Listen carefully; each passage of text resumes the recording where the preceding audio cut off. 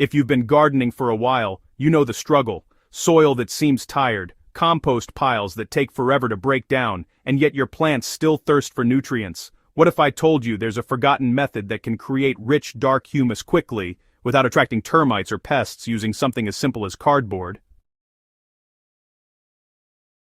Yes, cardboard, the stuff we usually throw away, can be transformed into a powerful soil amendment. It's cost-effective, beginner-friendly, and works beautifully for experienced gardeners looking to restore life to their beds. Today, I'm going to share this old-school secret with you, step by step, so you can start seeing results in just a few weeks. Back in the early 20th century, before synthetic fertilizers dominated agriculture, many homesteaders relied on layered composting systems. One variation, now largely forgotten, used wet cardboard as both a carbon source and moisture regulator. Cardboard isn't just filler. It creates a microclimate that accelerates decomposition while protecting beneficial soil organisms. Unlike modern lasagna gardening, which piles thick layers of organic matter, the original cardboard method is thin, balanced, and microbial-driven. The secret lies in moisture management and oxygen flow. By keeping layers damp, not soggy, microbes multiply rapidly, converting waste into humus far faster than static compost piles. What makes cardboard particularly valuable is its structure. It acts as a slow-release carbon sponge, locking in just the right amount of water, maintaining airflow, and sheltering decomposers like worms and fungi. For gardeners in areas where water is scarce or termites are common, this simple material is really a game changer. Many gardeners avoid cardboard fearing termite invasions, but the truth is, termites are drawn to dry, woody cellulose, not damp, microbe-rich organic matter. When cardboard is properly used, softened, moistened, and layered with nitrogen-rich materials, it becomes a thriving microbial mat rather than a termite buffet. By combining cardboard with kitchen scraps, grass clippings, or aged manure, you create an ideal carbon-to-nitrogen ratio that encourages decomposition. This mixture stays loose enough to allow oxygen flow, ensuring aerobic microbes thrive while pests stay away. Let me walk you through the method I personally use in my garden. It's simple, effective, and works whether you're in a small backyard or a larger plot. First, gather plain brown cardboard. Avoid glossy or colored prints, as they contain synthetic materials that don't break down properly. Tear the cardboard into palm-sized pieces. The more surface area, the faster the microbes can colonize.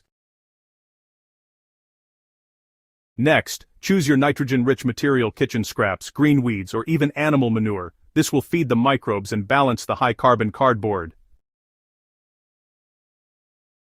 Now, you're ready to layer. Start with a cardboard base on your garden bed or in a shallow compost trench. Wet it thoroughly. Add a thin layer of nitrogen material, followed by a thin layer of soil to introduce native microorganisms. Repeat this process until your stack is roughly a foot high, finishing with soil on top.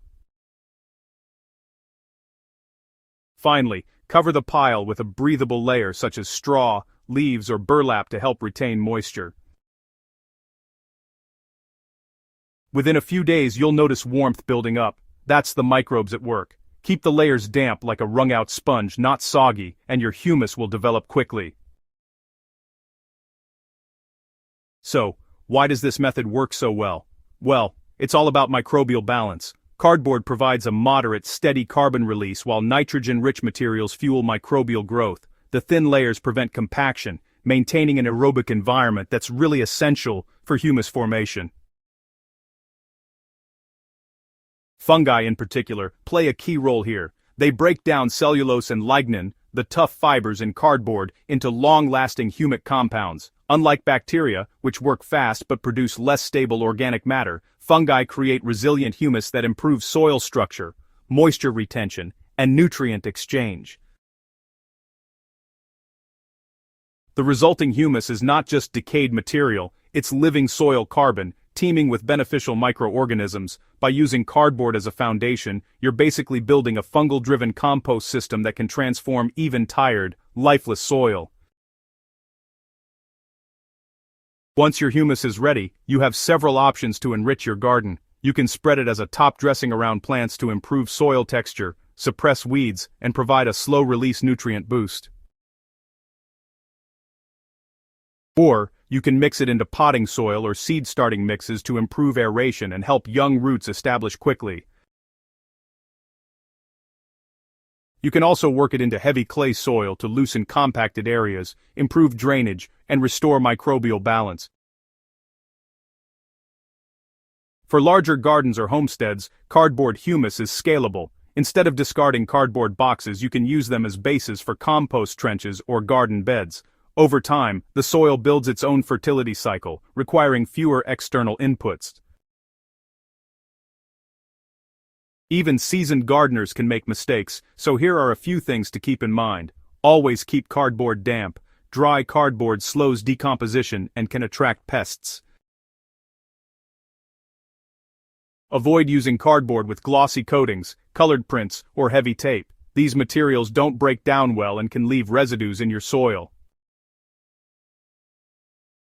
So, maintain thin layers. Thick layers can create these, anaerobic pockets where decomposition really slows down. You should monitor the pile. If ants or termites appear, it's usually a sign the mix is just too dry. A quick watering often resolves the issue, honestly. Patience matters, but not too much. Most piles turn into crumbly, dark humus within 6 to 8 weeks, depending on temperature and moisture levels. The beauty of this forgotten cardboard method is its simplicity. It transforms waste into a resource, restores life to tired soil, and produces humus faster than traditional compost. For beginners, it's approachable. You don't need specialized tools, complex formulas, or months of waiting. For experienced gardeners, it's a precision tool to enhance soil structure, microbial activity, and overall garden fertility. By incorporating cardboard humus into your gardening routine, you're essentially building a self-sustaining, biologically active soil ecosystem. Earthworms multiply, beneficial fungi flourish, and your plants thrive naturally, without synthetic fertilizers. In my own garden, implementing this method has been transformative. Beds that once struggled now teem with worms. Tomatoes and peppers grow faster and stronger. Even the soil texture has improved noticeably, becoming crumbly, airy, and nutrient-rich.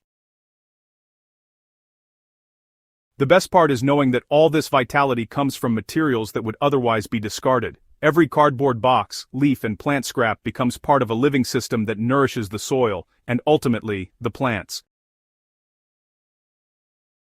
You know, this forgotten cardboard method is more than just a trick, it's a philosophy. It reminds us that gardening is really about creating and nurturing, rather than just buying and relying on external inputs. By working with nature's processes, you can build fertile, resilient soil quickly, sustainably, and inexpensively.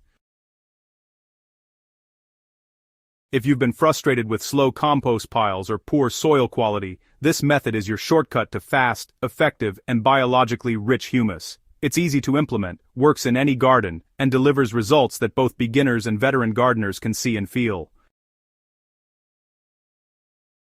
If you found this guide helpful, don't stop here. Subscribe to Soil Power for more time-tested, soil-transforming techniques. Share this article with fellow gardeners who still think good soil takes years to build. With the right approach, a bit of patience, and some forgotten wisdom, you can create thriving, fertile gardens that sustain themselves, starting today.